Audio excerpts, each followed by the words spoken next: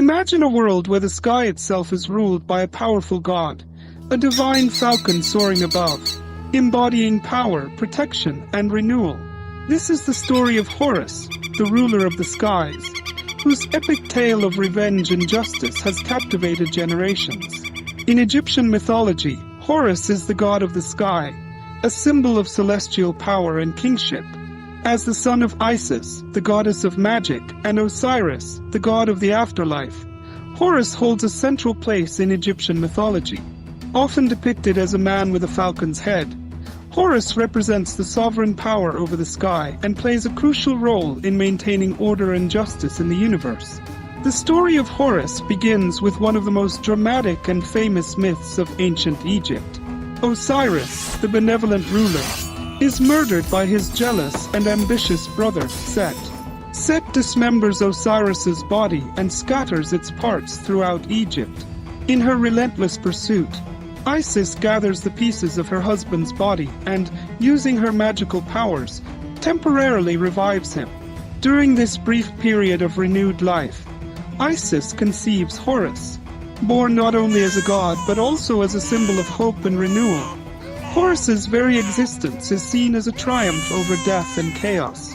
Horus is conceived to fight Seth, to avenge his father's death, and to restore order. This battle is more than a mere confrontation between two gods. It is the eternal struggle between order and chaos, good and evil, light and darkness.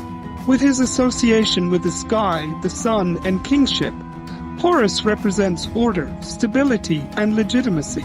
In contrast, Seth symbolizes the disruptive and volatile forces of the universe. The battle between Horus and Seth is lengthy and brutal, with each god losing and winning at various times. This narrative echoes the Egyptian understanding that the universe's balance is a dynamic phenomenon where order and chaos are in constant turmoil. One of the most iconic details of this struggle is when Horus loses one of his eyes, which is later recovered, representing the notion of renewal and healing. The Eye of Horus becomes a powerful symbol of protection and health in ancient Egypt. The conflict ends in an unusual way when Seth is offered a lettuce in which Horus has poured his divine seed. This humiliation gives Horus a position of superiority over Seth, who now has the seed of order inside him. With Horus's triumph, he is granted the right by the divine court to exercise the authority that previously belonged to his father. As the incarnations of Horus, the pharaohs are considered Egypt's legitimate rulers, meant to maintain order against the forces of chaos.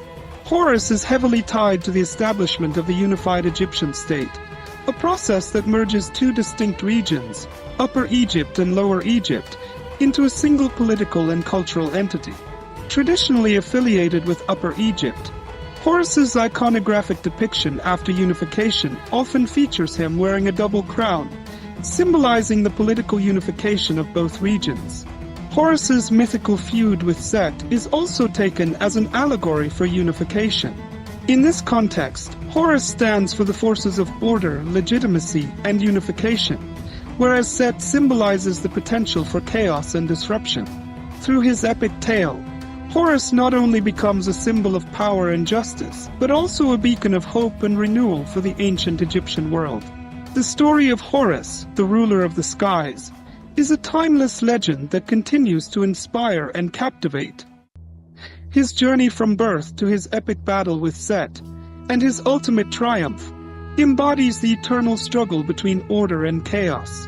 As we delve into the myths of ancient Egypt, we find that the legacy of Horus remains a powerful reminder of the importance of justice, stability, and renewal.